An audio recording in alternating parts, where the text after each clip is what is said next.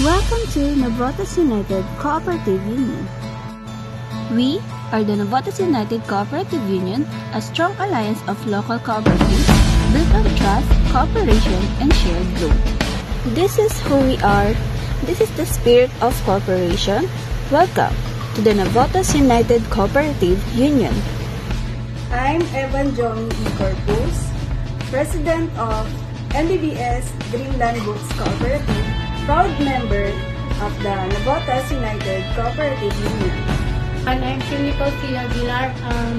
I am a president of Educational NBBS Navotas City. I am proud of member of the Navotas United Cooperative Union.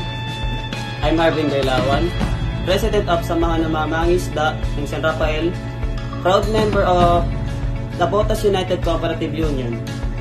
I am Russell Apita, president of NBBN Sports Cooperative, proud member of the Navotas United Cooperative Union. I'm Xavier Pascual, president of Navotas Fishermen Cooperative, proud member of the Navotas United Cooperative Union. I'm John Lee Cañelas, president of Tansa Recycling Cooperative, proud member of the Navotas United Cooperative Union.